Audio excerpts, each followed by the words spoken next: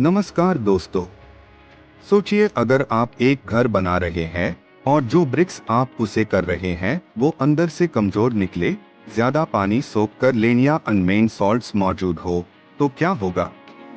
कुछ समय बाद दीवारों में क्रैक्स आने लगेंगे, प्लास्टर खराब हो जाएगा और पूरी बिल्डिंग की लाइफ कम हो सकती है। इसी वजह से कंस्ट्रक्शन में यूज होने वाली ब्रिक्स को पहले टेस्ट किया जाता है। लेकिन सवाल ये है कि ब्रिक में हम क्या क्या चेक करते हैं? हम चेक करते हैं ब्रिक कितनी स्ट्रॉन्ग है, कितना लोड उठा सकती है, कितना पानी एब्जॉर्ब करती है, अंदर से सॉलिड है या नहीं, जल्दी टूटेगी या नहीं, वेदर को कितना रेजिस्ट करेगी। इन सभी सवालों के जवाब ब्रिक टेस्ट्स देते हैं। आज हम हर टेस्ट को सिर्फ रटने के लिए नहीं बल्कि समझने के लिए पढ़ने वाले हैं। ब्रिक टेस्ट्स को मेनली दो कैटेगरीज में डिवाइड किया जाता है। 1. Field tests, 2. Laboratory tests. सबसे पहले फील्ड टेस्ट्स को समझते हैं। Field tests of BRICS. Field tests वो टेस्ट्स होते हैं जो साइट पर बिना किसी स्पेशल मशीन के किए जा सकते हैं। Types of field tests. 1. Colour test, 2. Size and shape test, 3. Soundness test, 4. Hardness test, 5. Structure test, 6. Impact drop test. अब इन्हें एक एक करके समझते हैं। 1. Colour test. कलर टेस्ट क्या होता है? कलर टेस्ट ब्रिक्स की क्वालिटी को चेक करने के लिए किया जाता है। इस टेस्ट में ब्रिक के कलर को देखकर उसकी बर्निंग क्वालिटी और यूनिफॉर्मिटी का अंदाजा लगाया जाता है। प्रोसीजर कैसे किया जाता है? ब्रिक को साफ और ड्राई कंडीशन में देखा जाता है। ब्रिक के सरफेस और एजेस का कलर ऑब्जर्व किया जाता है। कलर पूरी ब्रिक में यूनिफॉर्म होना चाहिए। अलग अलग ब्रिक्स के कलर को कंपेयर किया जाता है। Result interpretation. 1. Deep red copper red colour. Brick properly burned है, अच्छी स्ट्रेंथ और ड्यूरेबिलिटी होती है। फर्स्ट क्लास ब्रिक्स में जनरली यही कलर मिलता है। 2. Yellowish colour. Brick under burned है, स्ट्रेंथ कम होती है, वाटर एब्जॉर्प्शन ज्यादा होती है। 3. डार्क ब्लू या ब्लैक कलर। ब्रिक ओवरबर्न्ड है, शेप डिस्टोर्ट हो सकती है, कंस्ट्रक्शन वर्क के लिए सूटेबल नहीं होती। 4. व्हाइट पैचेस या व्हाइट डिपॉजिट्स। सॉल्यूबल सॉल्ट्स की प्रेजेंस को इंडिकेट करते हैं। फ्यूचर में एफ्लोरेसेंस की प्रॉब्लम हो सकती है। 2. Size and shape test. Size and shape test क्या होता है? Size and shape test brick के डायमेंशंस, शेप और यूनिफॉर्मिटी को चेक करने के लिए किया जाता है। अच्छी क्वालिटी की ब्रिक्स का साइज स्टैंडर्ड होना चाहिए और उनकी शेप प्रॉपर रेक्टेंगुलर होनी चाहिए। प्रोसीजर कैसे किया जाता है? मेथड 1. Single brick inspection. एक ब्रिक को विजुअली इंस्पेक्ट किया जाता है। उसकी लेंथ, विड्थ और हाइट चेक की जाती है। एजेस और कॉर्नर्स को ऑब्जर्व किया जाता है। ब्रिक की शेप रेक्टेंगुलर होनी चाहिए। मेथड 2. Stack method. 20 ब्रिक्स को एक लाइन में लेंथ वाइज अरेंज किया जाता है। टोटल लेंथ मेजर की जाती है। इसी तरह विड्थ और हाइट भी मेजर की जाती है। मेजर्ड डायमेंशंस को स्टैंडर्ड डायमेंशंस से कंपेयर किया जाता है। Standard tolerance limits for 20 standard brick 190 mm by 90 mm by 90 mm modular bricks. Length 3800 mm plus 80 mm. Width 1800 mm plus 40 mm. Height 1800 mm plus 40 mm. Standard size of modular brick. Actual size is equal to 190 mm by 90 millimeters by 90 millimeters. Nominal size with mortar is equal to 200 millimeters by 100 millimeters by 100 millimeters. 3. Soundness test. Soundness test क्या होता है? Soundness test brick की strength, compactness और burning quality को check करने के लिए किया जाता है। इस टेस्ट में दो ब्रिक्स को आपस में टकराया जाता है और उनसे निकलने वाली साउंड को ऑब्जर्व किया जाता है।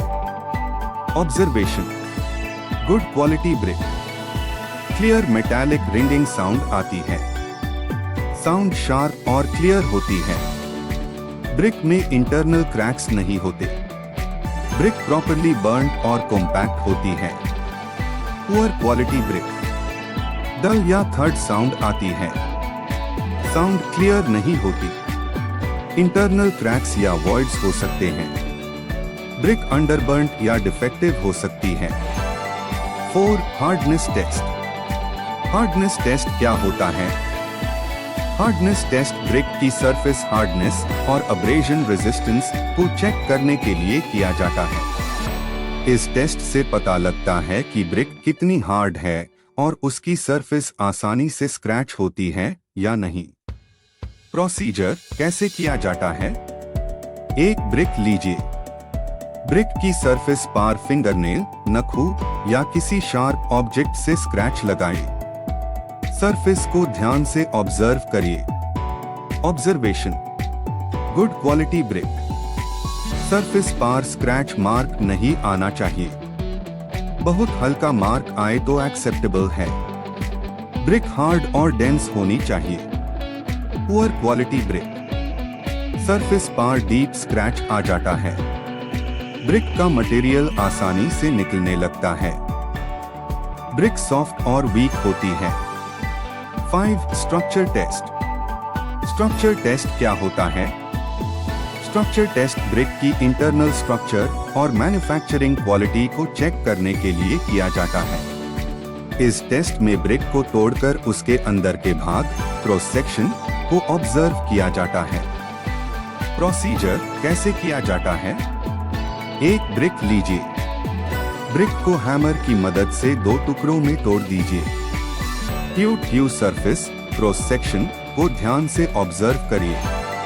इंटरनल स्ट्रक्चर में क्रैक्स, होल्स और इम्प्योरिटीज चेक करिए। Observation: good quality brick, internal structure homogeneous, एक जैसी होनी चाहिए, कलर पूरी ब्रिक में यूनिफॉर्म होना चाहिए, कोई क्रैक्स, कैविटीज या होल्स नहीं होने चाहिए, लाइम नोड्यूल्स, स्टोन्स या ऑर्गेनिक मैटर नहीं होना चाहिए।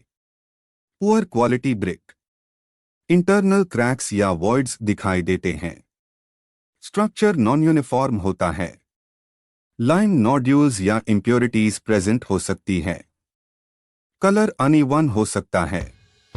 6. इंपैक्ट या ड्रॉप टेस्ट. इंपैक्ट टेस्ट क्या होता है?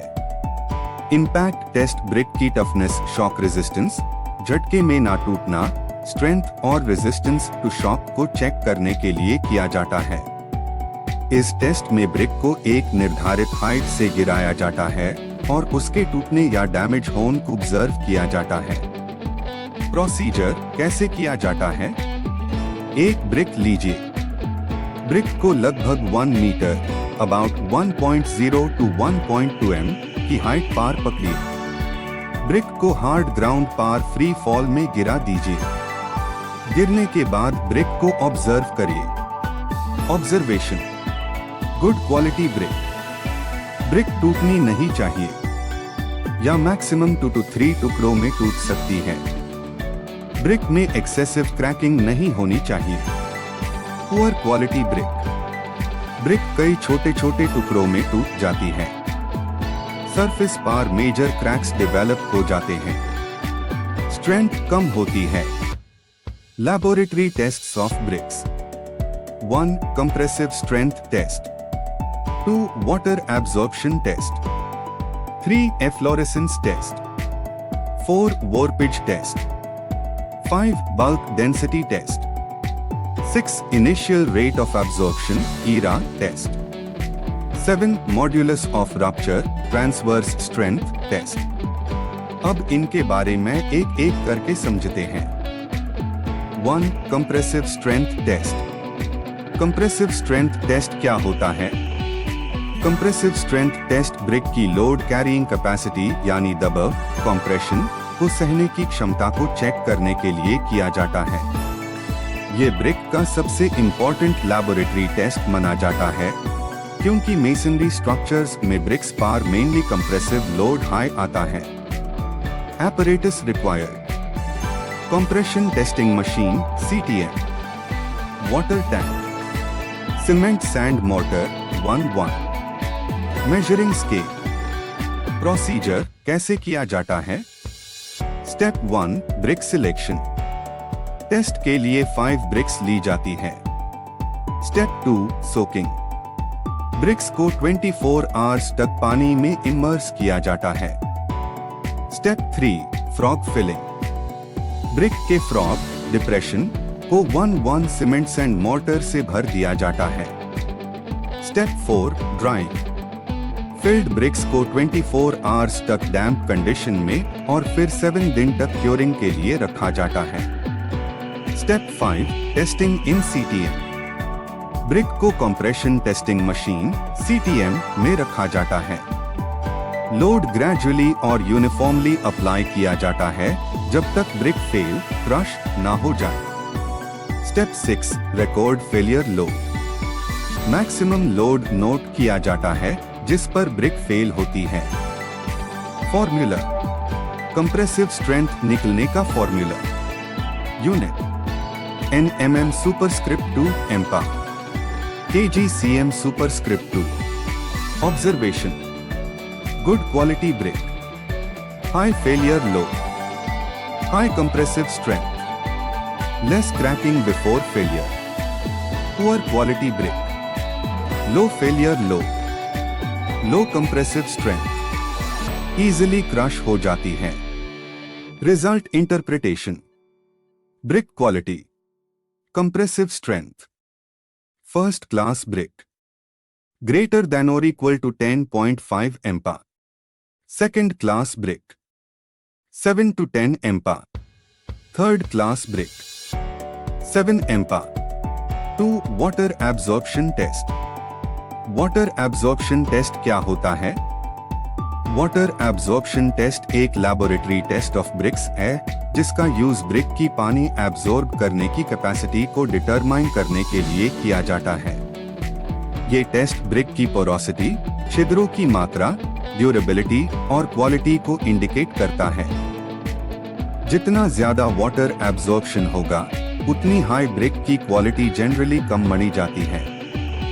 Purpose of the test: brick की वाटर एब्जॉर्प्शन कैपेसिटी डिटरमाइन करना, ब्रिक की पोरोसिटी चेक करना, ड्यूरेबिलिटी और वेदर रेजिस्टेंस का अंदाजा लगाना, गुड क्वालिटी ब्रिक्स की सिलेक्शन करना। Apparatus required: weighing balance, water tank, drying oven 105 degree C 115 degree C। Bricks procedure कैसे किया जाता है? Step 1 drying the brick. Brick को ओवन में 105 degree C 115 degree C temperature पर ड्राई किया जाता है जब तक उसका वेट कांस्टेंट ना हो जाए। Step 2 dry weight measurement. Brick का ड्राई वेट मेजर किया जाता है। इस वेट को W कहा जाता है। Step 3 immersion in water. Brick को साफ पानी में 24 आवर्स के लिए कंप्लीटली इमर्स कर दिया जाता है। Step 4 wet weight measurement. 24 hours बाद ब्रिक को पानी से निकला जाता है और सरफेस वाटर को कपड़े से साफ किया जाता है। अब ब्रिक का वेट वेट मेजर किया जाता है। इस वेट को W कहा जाता है। Step 5 calculation.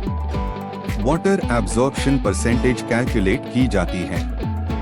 Formula: where W is equal to dry weight of brick, W is equal to wet weight of brick after 24 hours immersion। Observation: good quality brick, water absorption कम होती है। Brick dense और durable होती है। Poor quality brick, water absorption ज्यादा होती है। Brick porous और वीक हो सकती है। Acceptance criteria, first class brick, water absorption 20% से अधिक नहीं होनी चाहिए 24 आवर्स इमर्शन के बाद। Higher quality engineering bricks, water absorption generally 15% से कम होती है। Result interpretation, water absorption less than और equal to 20%। Good quality brick, suitable for construction, water absorption greater than 20%. Poor quality brick, excessive porosity indicate करती है। Durability कम हो सकती है। Factors affecting water absorption, clay quality, burning temperature, manufacturing process, internal voids and pores, degree of compaction। 3 efflorescence test IS 3495 Part 3 1992। Efflorescence test क्या होता है? Efflorescence test brick में मौजूद सॉल्युबल सॉल्ट्स, घुलनशील लवण की मात्रा को चेक करने के लिए किया जाता है। जब ब्रिक में मौजूद सॉल्ट्स पानी के साथ सरफेस पार आकार ड्राई होते हैं तो ब्रिक की सतह पार सेफ रैंक के डिपॉजिट्स, व्हाइट पैचेस दिखाई देते हैं। इस फेनोमेनन को एफ्लोरेसेंस कहते हैं। Apparatus required, flat bottom dish tray, distilled water, brick sample। Procedure कैसे किया जाता है? Step 1 brick placement, ब्रिक को एक फ्लैट डिश में वर्टिकली खड़ा रखा जाता है। Step 2 adding water, डिश में डिस्टिल्ड वाटर इतना डाला जाता है कि ब्रिक का लगभग 25 मिलीमीटर डेप्थ तक हिस्सा पानी में डूबा रहे। स्टेप 3 इवेपोरेशन, ब्रिक को रूम टेम्परेचर पार रखा जाता है और पानी को नेचुरली इवेपोरेट होने दिया जाता है। स्टेप 4 रिपीट द प्रोसेस, पानी इवेपोरेट होने के बाद फिर से वही क्वांटिटी में पानी डाला जाता है और दोबारा इवेपोरेट होने दिया जाता है। स्टेप 5 ऑब्जर्वेशन, ब्रिक की सरफेस पार व्हाइट सॉल्ट डिपॉजिट्स को ऑब्जर्व किया जाता है। Observation and classification, nil efflorescence, कोई व्हाइट डिपॉजिट नहीं दिखता। Excellent quality brick, slight efflorescence, white deposits surface area के 10% से कम कवर करते हैं।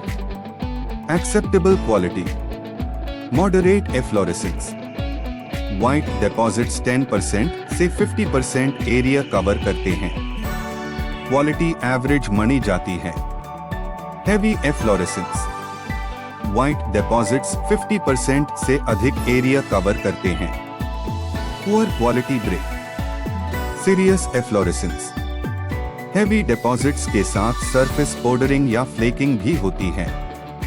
ब्रिक अनसूटेबल मानी जाती है।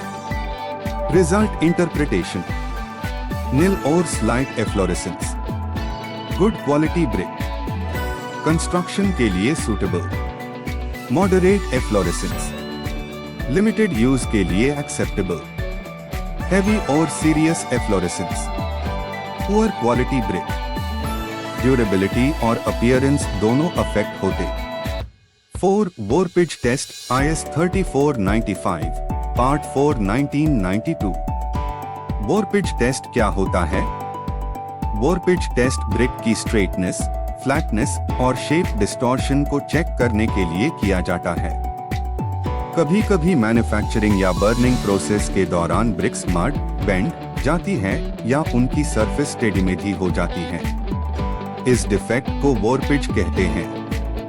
Apparatus required, steel straight edge, measuring scale, feeler gauge optional। Procedure कैसे किया जाता है? स्टेप 1 ब्रिक सिलेक्शन, एक ब्रिक को साफ सरफेस पार रखा जाता है। Step 2 straight edge placement, brick के फेस, एजेस और कॉर्नर्स पर स्टील स्ट्रेट एज रखी जाती है। Step 3 gap measurement. Straight edge और ब्रिक सरफेस के बीच जो गैप बनता है यूज मेजर किया जाता है। Step 4 observation. गैप की वैल्यू और ब्रिक के डिस्टॉर्शन को रिकॉर्ड किया जाता है। Observation. Good quality brick, surface flat होनी चाहिए, एजेस स्ट्रेट होनी चाहिए, गैप बहुत कम या नेग्लिजिबल होना चाहिए, कोई बेंडिंग या ट्विस्टिंग नहीं होनी चाहिए। Poor quality brick, surface uneven होती है, एजेस कर्व्ड या डिस्टॉर्टेड होती है, स्ट्रेट एज और ब्रिक के बीच नोटिसेबल गैप होता है। मेसनरी वर्क में अलाइनमेंट प्रॉब्लम होती है। Result interpretation. Minimum gap, brick properly shaped है, गुड क्वालिटी ब्रिक है। लार्ज गैप, ब्रिक वॉर्प है, मैन्युफैक्चरिंग या बर्निंग डिफेक्ट इंडिकेट करता है। कंस्ट्रक्शन क्वालिटी अफेक्ट हो सकती है। 5 bulk density test IS 3495 part 4 1992। Bulk density test क्या होता है? बल्क डेंसिटी टेस्ट ब्रिक के यूनिट वॉल्यूम में मौजूद टोटल मास को डिटरमाइन करने के लिए किया जाता है। सिंपल वर्ड्स में ये टेस्ट बताता है कि ब्रिक कितनी डेंस घनत्व वाली है। जितनी ज्यादा बल्क डेंसिटी होगी जनरली उतनी हाई ब्रिक कॉम्पैक्ट और स्ट्रॉन्ग मानी जाती है। apparatus required, weighing balance, vernier caliper measuring scale, brick sample। Procedure कैसे किया जाता है? Step 1 dry brick selection. एक ड्राई ब्रिक ली जाती है। Step 2 weight measurement. ब्रिक का वेट मेजर किया जाता है। इस वेट को W, kg या G से डिनोट करते हैं। Step 3 dimension measurement. ब्रिक की length L, width B, height H measure की जाती है। Step 4 volume calculation. ब्रिक का वॉल्यूम कैलकुलेट किया जाता है। Step 5 bulk density calculation. Bulk density calculate की जाती है। Where rho is equal to bulk density, W is equal to weight of brick, V is equal to volume of brick. Unit kgm superscript 3, GCM superscript 3. Observation. High bulk density. Brick dense और compact है। Strength generally ज्यादा होती है। Water absorption कम होती है। लो bulk density. Brick porous हो सकती है। स्ट्रेंथ कम हो सकती है। वाटर एब्जॉर्प्शन ज्यादा हो सकती है। Result interpretation. Higher density, better compactness, better strength, better durability.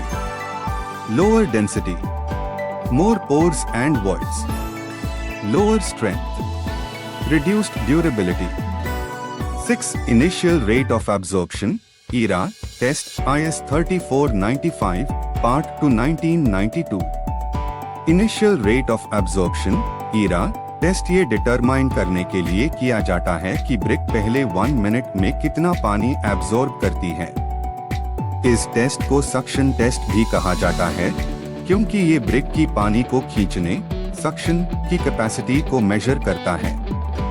apparatus required, weighing balance, water tray pan, stopwatch, brick sample। Procedure कैसे किया जाता है? Step 1 dry brick weighing. एक ड्राई ब्रिक ली जाती है और उसका वेट मेजर किया जाता है। इस वेट को W कहते हैं। Step 2 partial immersion. ब्रिक को पानी में इस तरह रखा जाता है कि उसका सिर्फ एक फेस लगभग 3 मिलीमीटर डेप्थ तक पानी में डूबा रहे। Step 3 timing. ब्रिक को एग्जैक्टली 1 मिनट तक पानी में रखा जाता है। Step 4 final weighing. 1 मिनट बाद ब्रिक को निकालकर सरफेस वाटर साफ किया जाता है और फिर से वेट मेजर किया जाता है। इस वेट को W कहते हैं। Step 5 calculation. वेट इंक्रीज के बेसिस पर ईरा कैलकुलेट किया जाता है।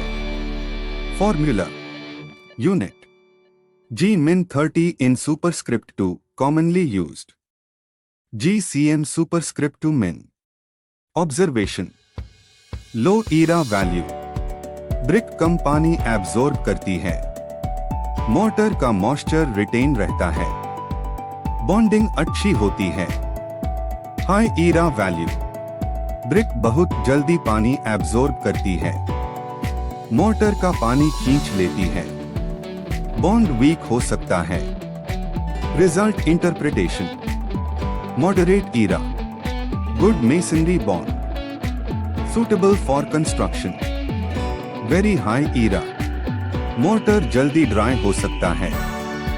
बॉन्ड स्ट्रेंथ रिड्यूस हो सकती है। वेरी लो ईरा, मोटर और ब्रिक का इंटरलॉक कम हो सकता है। 7 modulus of rupture transverse strength test IS 3495 part 1 1992। Modulus of rupture transverse strength test क्या होता है? Modulus of rupture MOR test, जिसे ट्रांसवर्स स्ट्रेंथ टेस्ट भी कहा जाता है, इस टेस्ट का यूज ब्रिक की बेंडिंग लोड, फ्लेक्सुरल लोड को सहने की क्षमता को डिटरमाइन करने के लिए किया जाता है। ये टेस्ट बताता है कि ब्रिक टूटने से पहले ट्रांसवर्स या बेंडिंग स्ट्रेस को कितना रेजिस्ट कर सकती है। apparatus required. Transverse strength testing machine. Supporting rollers. Loading arrangement. Measuring scale. Principle of the test. Brick को डू सपोर्ट्स पार रखा जाता है और उसके बीच में लोड अप्लाई किया जाता है। जिस लोड पार ब्रिक टूट जाती है, उस लोड के बेसिस पार मॉड्यूलस ऑफ रप्चर कैलकुलेट किया जाता है। प्रोसीजर कैसे किया जाता है? Step 1 brick measurement. ब्रिक की length L, width B, depth height D measure की जाती है। Step 2 placement of brick. Brick को डू सपोर्ट्स पार हॉरिजॉन्टल पोजीशन में रखा जाता है। Step 3 load application. ब्रिक के सेंटर में ग्रेजुअली लोड अप्लाई किया जाता है। Step 4 failure load. जिस लोड पार ब्रिक टूट जाती है, उस मैक्सिमम लोड को नोट किया जाता है। Step 5 calculation. फेलियर लोड के बेसिस पार मॉड्यूलस ऑफ रप्चर कैलकुलेट किया जाता है। Formula for centre point loading, where R is equal to modulus of rupture MPa, W is equal to failure load, L is equal to span length, B is equal to width of brick, D is equal to depth height of brick. Unit N mm superscript 2 MPa. Observation. High modulus of rupture. Brick bending load को अच्छी तरह resist करती है। Brick strong और durable है। Low modulus of rupture. Brick easily crack या break हो सकती है। ब्रिक की क्वालिटी कंपैरेटिवली कम होती है। Result interpretation. High MOR value, better flexural strength, better resistance to cracking, good quality brick. Low MOR value, poor bending resistance, higher chance of breakage. तो दोस्तों, आज हमने ब्रिक्स के सभी इंपॉर्टेंट फील्ड और लैबोरेटरी टेस्ट्स को डिटेल में समझा। ये टेस्ट्स ब्रिक की क्वालिटी, स्ट्रेंथ, ड्यूरेबिलिटी और सूटेबिलिटी को डिटरमाइन करने के लिए बहुत इंपॉर्टेंट होते हैं। अगर कंस्ट्रक्शन में गुड क्वालिटी ब्रिक्स यूज की जाए तो स्ट्रक्चर की लाइफ और सेफ्टी दोनों बढ़ जाती है। अब आपके लिए एक क्वेश्चन, गुड क्वालिटी ब्रिक में वाटर एब्जॉर्प्शन कितने % से कम होनी चाहिए? अपना आंसर कमेंट बॉक्स में जरूर लिखिए। अगर वीडियो पसंद आई हो तो लाइक करिए, शेयर करिए और सिविल क्विज मास्टर चैनल को सब्सक्राइब करना ना भूलिए। Thank you for watching. जय हिंद।